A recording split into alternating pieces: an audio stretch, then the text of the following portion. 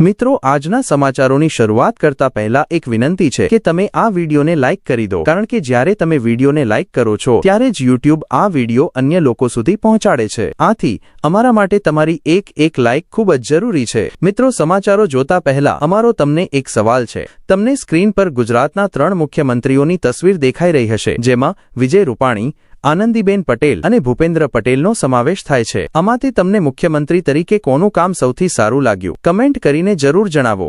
તો ચાલો મોડું કર્યા વિના જાણીએ ગુજરાતના આજના 25 મોટા સમાચારો માત્ર તમારા માટે.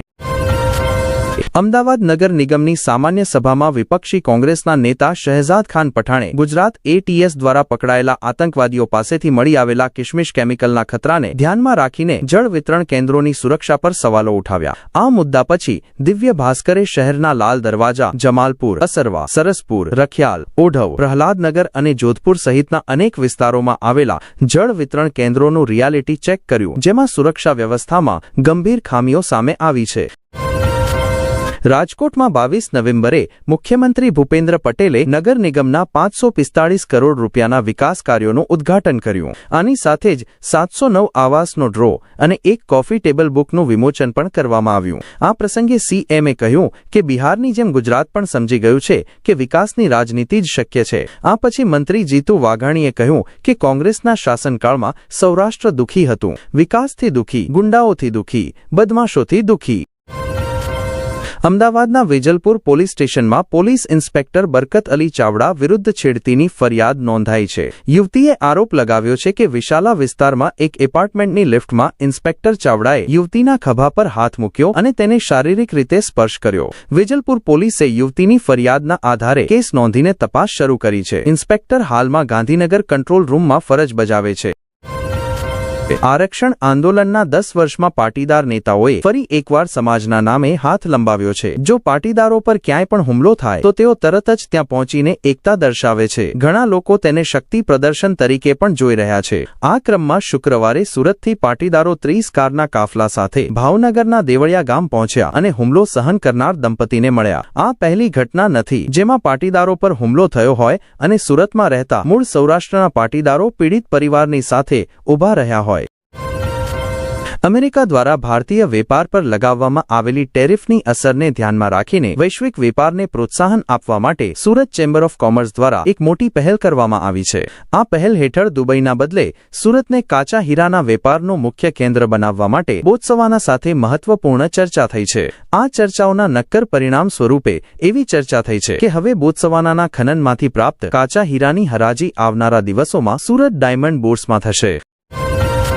સુરતમાં 21 નવેમ્બરની સાંજે આશરે 7:15 28 વર્ષીય ફિઝિયોથેરાપી ડોક્ટર રાધિકાએ સુરતના સરથાણા સ્થિત એક શોપિંગ કોમ્પ્લેક્સ ચાય પાર્ટનર કાફેની 9મી મંજિલ પરથી કૂદીને આત્મહત્યા કરી લીધી. મહિલા ડોક્ટરના 2 મહિના પછી લગ્ન થવાના હતા. રાધિકા અવારનવાર પોતાના મંગેતર સાથે ચાય પાર્ટનર કાફે જતા હતા અને તેમણે એ જ કાફેમાંથી કૂદીને પોતાનો જીવ આપી દીધો. પંચમહાલ જિલ્લાના ગોધરામાં SIR હેઠળ સોંપવામાં આવેલા કામના અસહ્ય બોજ અને અધિકારીઓ દ્વારા કથિત ઉત્પીડન સાથે જોડાયેલી એક ગંભીર ઘટના સામે આવી છે. ગોધરાના એક પ્રાથમિક શિક્ષક દ્વારા આત્મહત્યાની ધમકી આપતો વિડિયો સોશિયલ મીડિયા પર વાયરલ થવાથી શિક્ષણ જગત અને પ્રશાસનમાં ખળભળાટ મચી ગયો છે. વડોદરા ICAI અને વડોદરા વિકાસાએ આજે પ્રિન્સિપાલ કોન્ક્લેવ 2025નું આયોજન કર્યું અને આ કાર્યક્રમનું ઉદ્ઘાટન રાજ્યના મહિલા અને બાળ કલ્યાણ મંત્રી ડો. મનીષાબેન વકીલે કર્યું. આ કોન્ક્લેવનો મુખ્ય ઉદ્દેશ્ય વાણિજ્ય નાણાં ક્ષેત્રના પ્રિન્સિપાલો, શિક્ષણવિદો અને વ્યાવસાયિકોને એક મંચ પર લાવવાનો છે, જેથી વિદ્યાર્થીઓ માટે વાણિજ્ય શિક્ષણ, નાણાકીય સાક્ષરતા અને કારકિર્દીના અવસરોના બદલાતા સ્વરૂપ પર માર્ગદર્શન અને ચર્ચા કરી શકાય. આ ઉપરાંત આ બાબત પર પણ ઊંડી ચર્ચા થઈ કે કેવી રીતે સ્કૂલો વિદ્યાર્થીઓને એકાઉન્ટિંગ, ફાઇનાન્સ અને મેનેજમેન્ટના ક્ષેત્રમાં એક ઉજ્જવળ ભવિષ્ય તરફ દોરી શકે છે.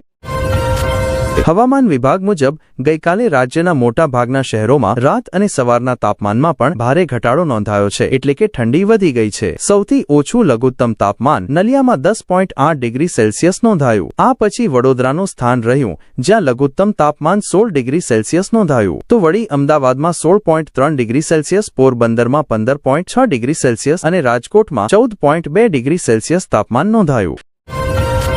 રાજ્ય સરકારના વિવિધ વિભાગોમાં પસંદ કરાયેલા 4473 ઉમેદવારોને નિયુક્તિપત્રો પ્રદાન કરવા માટે આજે ગાંધીનગરના મહાત્મા મંદિરમાં એક ભવ્ય સમારોહ યોજાયો, જેમાં મુખ્યમંત્રી ભૂપેન્દ્ર પટેલ અને ઉપમુખ્યમંત્રી હર્ષ સંઘવી ઉપસ્થિત હતા। આ અવસર પર હર્ષ સંઘવીએ ગુજરાતમાં 14507 પોલીસની નવી ભરતીની જાહેરાત કરીને યુવાનોમાં ઉત્સાહની લહેર ફેલાવી દીધી। સરકારની પારદર્શક ભરતી પ્રક્રિયાના આ કાર્યક્રમથી હજારો પરિવારોમાં ખુશીનો માહોલ છવાઈ ગયો છે। નવસારીના ધમદાચા ગામની એક સગર્ભા મહિલા અને તેના નવજાત શિશુના મોતનો મામલો સામે આવ્યો છે। આ ઘટના પછી પરિજનો અને હળપતિ સમુદાયના નેતાઓએ ગણદેવી પોલીસ નિરીક્ષકને ફરિયાદ સોંપીને ન્યાયની માંગ કરી છે। પ્રાપ્ત માહિતી અનુસાર ગણદેવી સ્થિત જયકિશન હોસ્પિટલમાં કલ્પના હળપતિ નામની એક સગર્ભા મહિલાની પ્રસૂતિ થઈ રહી હતી। પરિજનો અનુસાર લેબર રૂમમાં નર્સ અને ડોક્ટરની બેદરકારીને કારણે સગર્ભા મહિલા પ્રસૂતિ પહેલા જ પડી ગઈ, જેનાથી તેની હાલત ગંભીર થઈ ગઈ। બનાસકાંઠા એલસીબી પોલીસે અમદાવાદ શહેરથી પાલનપુર તાલુકા વિસ્તારમાં ભારતીય નિર્મિત વિદેશી દારૂની તસ્કરી કરવાના આરોપમાં 2 લોકોની ધરપકડ કરી છે। પોલીસે કુલ 8,30,816 રૂપિયાની કિંમતનો સામાન જપ્ત કર્યો છે, જેમાં દારૂ અને એક i20 વાહનનો સમાવેશ થાય છે। શિયાળાની ઋતુના આગમન સાથે જ ભાવનગર શહેરમાં ધીમે ધીમે ઠંડીનો અહેસાસ થવા લાગ્યો છે। શહેરના ઘણા વિસ્તારોમાં લોકો હવે શિયાળાની તૈયારીઓમાં લાગી ગયા છે। શહેરભરમાં ગરમ કપડાની ખરીદ વેચાણ જોવા મળી રહી છે। ક્યાંક ચોક ચોરાહાઓ પર સ્ટોલ લગાવીને તો ક્યાંક દુકાનોમાં વિશેષ સેલ દ્વારા સ્વેટર, મફલર, સ્કાર્ફ, જેકેટ, ગરમ મોજા, ગરમ શાલ અને ગરમ ટોપી જેવા ગરમ કપડાં વેચાઈ રહ્યા છે। આ દરમિયાન નાના મોટા વેપારીઓ ગ્રાહકોની રાહ જોઈ રહ્યા છે।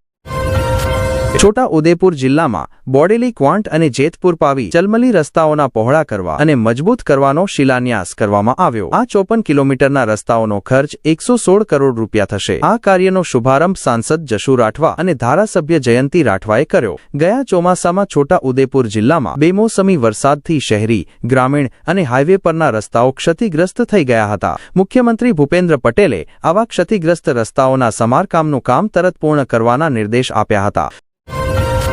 અમદાવાદના પૂર્વીય વિસ્તારમાં છેલ્લા કેટલાક સમયથી મહિલાઓના ચેઇન સ્નેચિંગ ઉપરાંત કાનની બુટ્ટી છીનવી લેવાના અનેક કેસ સામે આવી રહ્યા છે। આ દરમિયાન ઈસનપુર પોલીસે કાનની બુટ્ટી છીનવી લેનાર એક ગેંગનો પર્દાફાશ કર્યો છે। આરોપીઓની ધરપકડથી 5 અલગ અલગ ગુના ઉકેલાઈ ગયા છે। આરોપીઓ ઝપટ્ટો મારીને મહિલાઓના કાનોમાંથી બુટ્ટીઓ છીનવીને ફરાર થઈ જતા હતા, જેના અલગ અલગ સીસીટીવી ફૂટેજ સામે આવ્યા છે।